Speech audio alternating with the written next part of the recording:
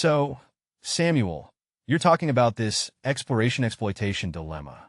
Can you give us a simple example? Sure. Choosing a restaurant dish. Do you stick with your favorite, or try something new? Right. That's a familiar trade-off. Exactly.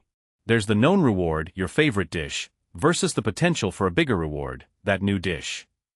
Reinforcement learning deals with this constantly. So, when does exploration become necessary? When the environment is uncertain. You don't know if the new dish will be better. So, you're saying a bird in the hand isn't always better? Not always. You got to weigh that known reward versus possible future rewards. But how do you quantify that? How do you decide? That's the real challenge. It's relative. That first job felt amazing. But then, a promotion might feel even better. You can't predict the absolute best. So, you're saying you need to keep exploring, even if you already have something good? Absolutely. Because life is unpredictable, you don't have a complete picture. You can't just settle. So, you're saying exploration is crucial for success in deep reinforcement learning? Yep. And it's not just about food or jobs, it's about optimizing any situation with uncertainty. Okay, but what about the multi-armed bandits? Multi-armed bandits are like a simplified model. Imagine a slot machine with multiple arms. You don't know which one has the highest payout. So, you're saying you have a set of choices, but you only get to pick one? Exactly.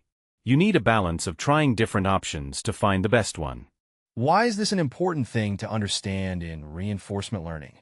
It isolates the challenge of learning from evaluative feedback, unlike sequential feedback where you get gradual rewards. So, it's a one-shot decision-making problem? Exactly. You get a result, immediately, from a single choice. That's super useful for isolating what's happening in these particular learning situations. And how does this tie into DRL, deep reinforcement learning? In DRL, you have all these complexities of sequential decisions, sampled feedback, and learning from evaluation. Multi-armed bandits lets us study those evaluative aspects in simpler scenarios. So, that's why you want to isolate these challenges. Precisely. It helps us understand the core principles before diving into the more complicated issues of reinforcement learning problems. This is really interesting. Thanks, Samuel. So, Samuel, we've talked about planning algorithms, but real-world environments are tricky. They're not always predictable. Exactly. Knowing the environment perfectly, like in a game, is an ideal, but often unrealistic. So, what's the alternative? Trial and error learning. Agents need to interact with the environment to learn. And that's where things get interesting. This interaction creates a key problem, right? Absolutely. The environment keeps asking, "What do you want to do now?" The agent needs to decide. Should they exploit what they already know, or explore new actions? That's the exploration-exploitation dilemma.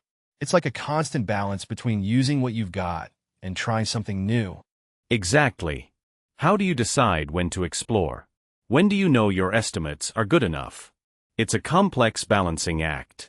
So, exploration's important for gathering knowledge, but you want the best possible exploitation eventually. It seems like a paradox. It's not a paradox. Exploration creates the knowledge for successful exploitation. Finding the sweet spot is the goal. You mentioned trial and error learning. What are some real-world examples of that? Think of a robot learning to walk. It tries different steps, falls down, gets back up, and gradually learns the best way to move. Wow, that makes sense. It's how we learn, too. We try things, and when it doesn't work, we adjust. Learning through trial and error is crucial. So, how do you actually program this into an agent? What algorithms are involved? Something a bit more technical. Well, that's where more advanced reinforcement learning algorithms come in. We'll explore those in later chapters. But the core idea is always to find that optimal balance. Makes perfect sense. It's not just about exploiting what we already know, it's about learning to improve. Thanks, Samuel. So, Samuel, you're saying MAB's multi-armed bandits have a different goal than reinforcement learning? Yeah, absolutely. In RL, we maximize cumulative reward over many steps. Think of training a robot to navigate a maze. Right, lots of tries, lots of learning. Exactly. MABs are different. We only get one shot at an action per episode. One shot per episode? That's a big difference. It is. Imagine trying to find the best slot machine in a casino. You pull each arm once, then decide which one was best. So, no learning from experience over multiple steps? That's right. We're focused on maximizing the expected reward for each single action. So, what's lost when we remove cumulative reward, and what's the catch? Well, we lose the ability to learn from subsequent steps. The crucial concept is that expected reward is key for both, because the environments aren't always predictable. Finding the best arm in one pull isn't guaranteed. We need the expected payoff. So, are there issues with just looking at the final episode's performance? Absolutely. Imagine two agents. One finds the optimal arm quickly. The other just guesses randomly. Their final scores might be similar, but one is wasting a lot more tries. So, we need something better to compare these agents? That's why we introduce regret. It measures the difference between the optimal expected reward and what the agent actually received. Lower regret means more efficient learning. So, how do we calculate this total regret? We sum up the differences in expected reward between the best possible action and the action the agent actually took in each episode.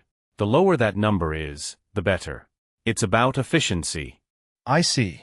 So, you need knowledge of the true underlying probability distribution to measure the regret. Correct. To measure regret, you essentially need to know the ground truth, or the actual MDP.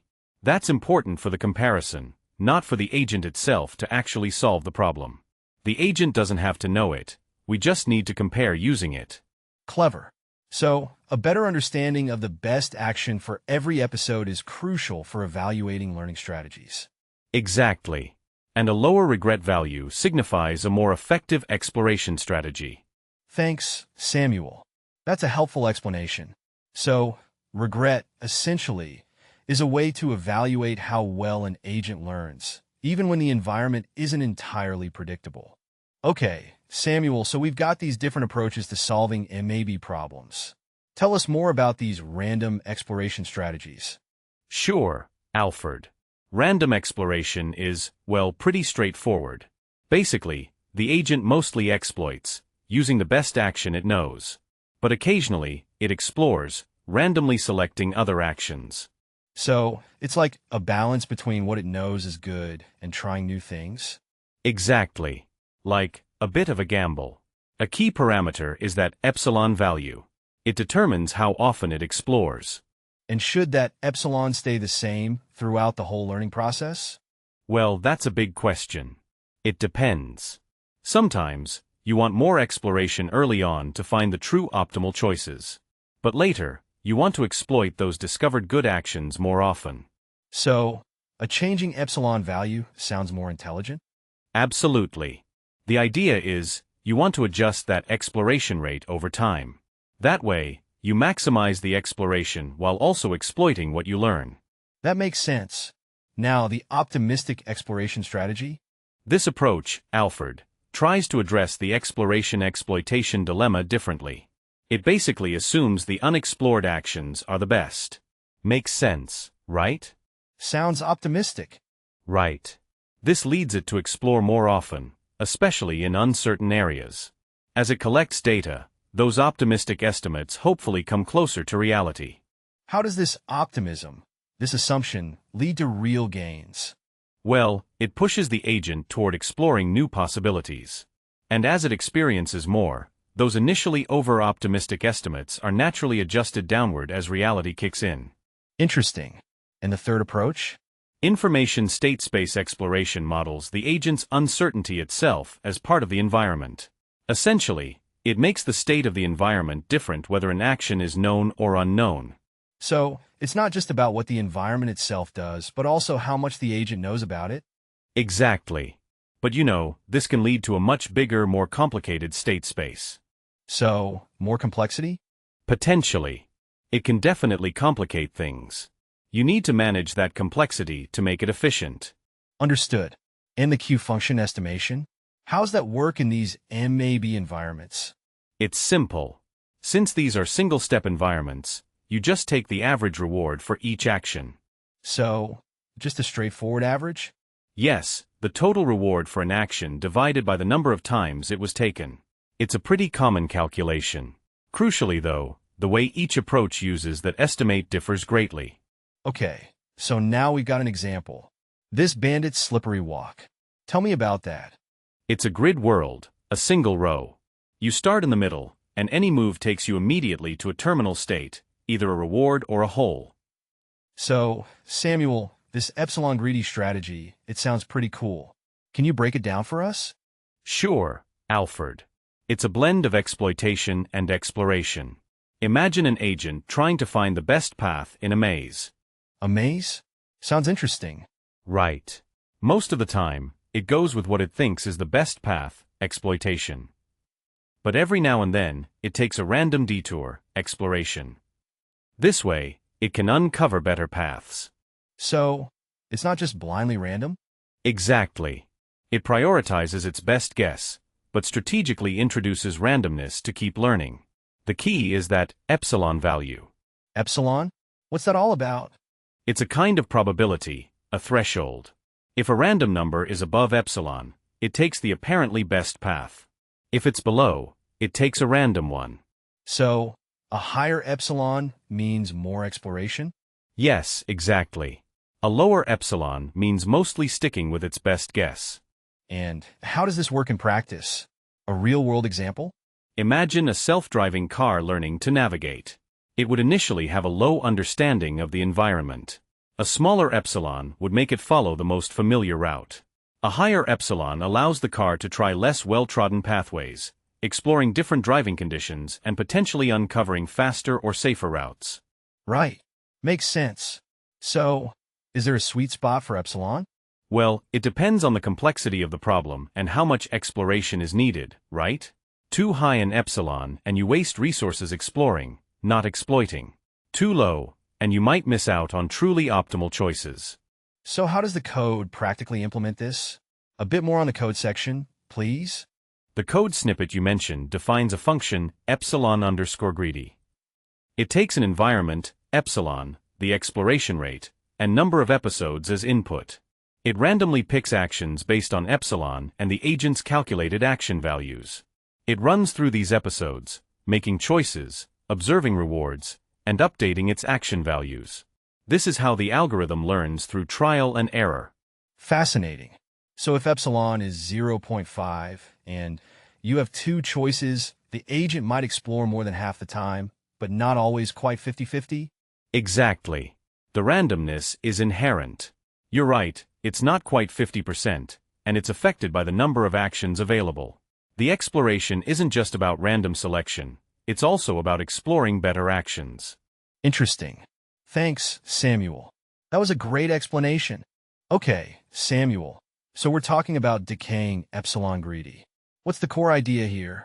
Essentially, it's a way to balance exploration and exploitation in reinforcement learning. Early on, you want to explore a lot to discover good actions. But as you learn more, you want to exploit the knowledge you've gained to find optimal actions.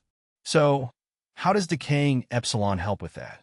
Epsilon is like a probability. It dictates the chance an agent will take a random action instead of the best known one. We start with a high epsilon. That means the agent is highly likely to explore. Then, as the agent gathers data and learns, the epsilon value decreases.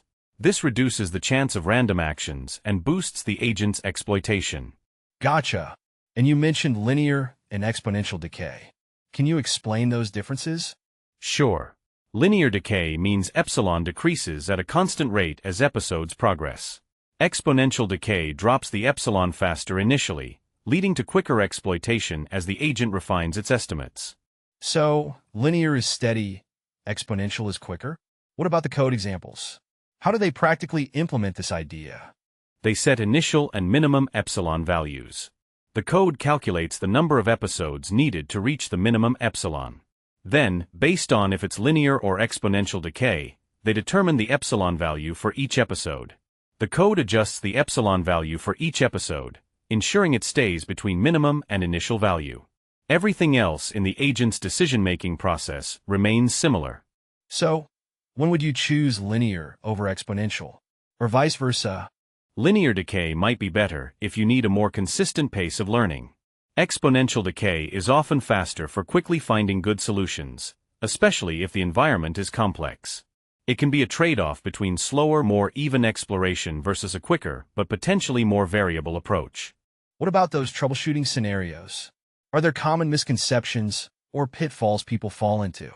Sometimes, people forget to adapt the decay rate to the complexity of the environment. If the environment changes a lot, a slower decay rate is often needed. Also, using too aggressive decay can lead to the agent not exploring enough good options, potentially preventing it from discovering truly optimal solutions. And a very high minimum epsilon, while initially promoting exploration, might prevent the agent from ever fully exploiting its knowledge.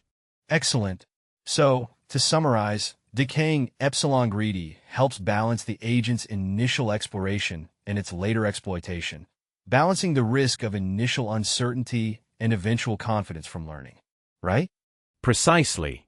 It's a powerful technique to avoid premature convergence to suboptimal solutions and guides agents towards maximizing rewards while learning.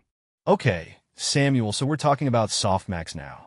It sounds like a more sophisticated way to explore different actions, right? Yeah, it's a random exploration strategy, but it's smart. Instead of randomly choosing every action equally, Softmax uses the estimated values of the actions to make better choices. So, it prioritizes actions with higher estimated values? Exactly. Actions with higher Q values have a higher chance of being selected.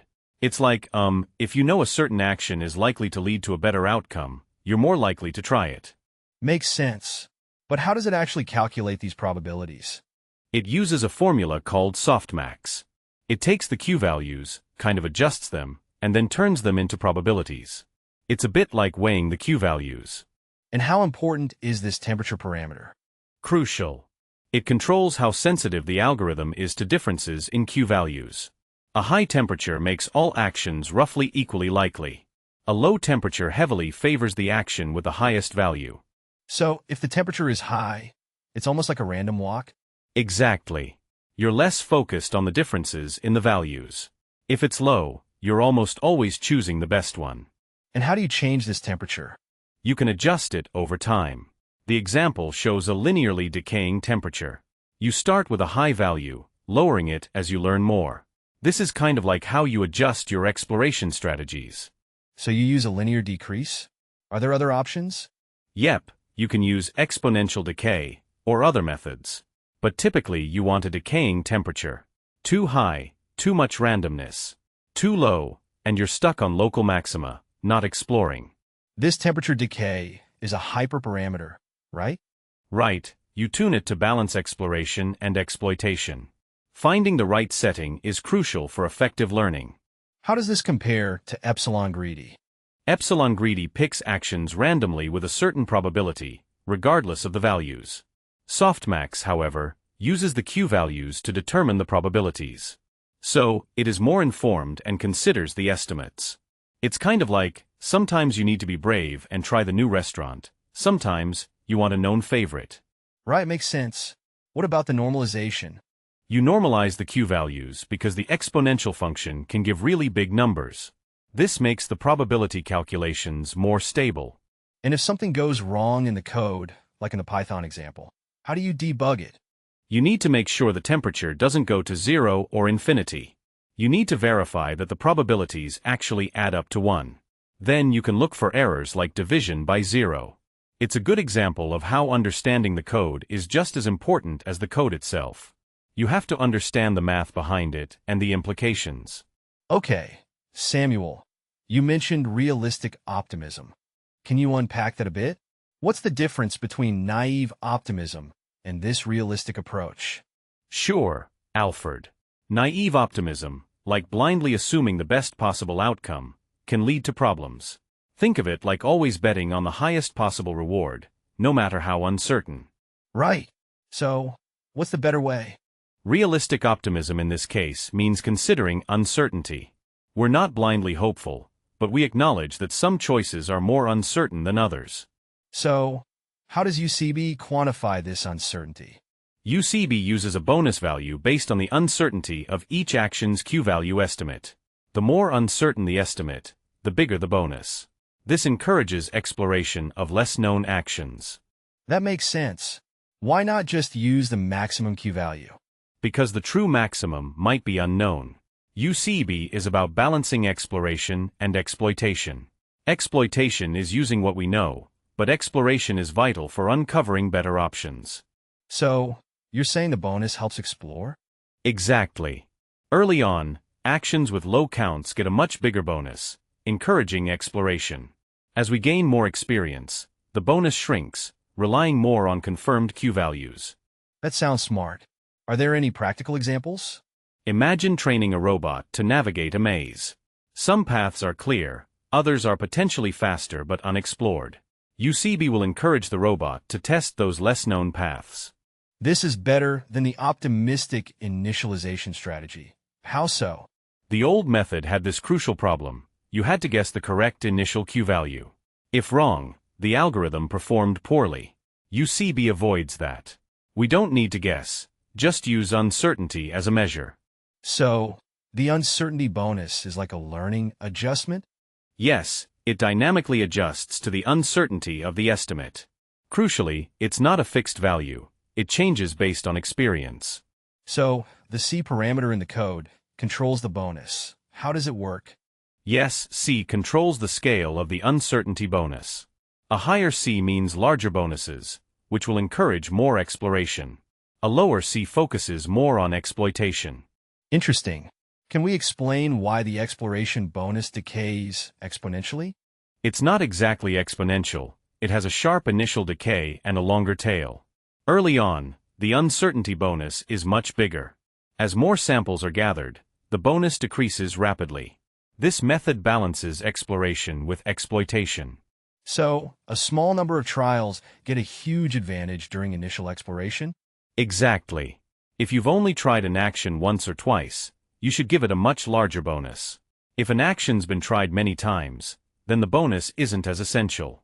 It's about encouraging more exploration early on, with less focus on it as you gain more information. Thanks, Samuel. That's incredibly helpful. This UCB method sounds like a powerful tool. So, Samuel, Thompson sampling, huh? Sounds intriguing. How does it differ from, say, UCB? UCB is a frequentist approach, meaning it makes minimal assumptions. Thompson, on the other hand, is Bayesian. It uses prior knowledge to make reasonable assumptions about the distribution of Q-values. Prior knowledge? Like, what kind of prior knowledge? Yeah, we can use different probability distributions. A Gaussian, or normal, distribution is one common choice. Think of the mean as our estimate for the Q-value, and the standard deviation as how uncertain we are about that estimate. So, you're representing Q-values as probability distributions? That's clever. Exactly. And each episode, we update these distributions. Crucially, the uncertainty, or standard deviation, gets smaller as we gain more data. This means our samples become more concentrated around the mean. And how does this help with exploration and exploitation? In Thompson sampling, we sample from these distributions for each action. We then choose the action with the highest sample. This way, if we're uncertain about an action, we're more likely to explore it. But as we gain more information, the samples from that action move closer to the mean, making it more likely we exploit the action.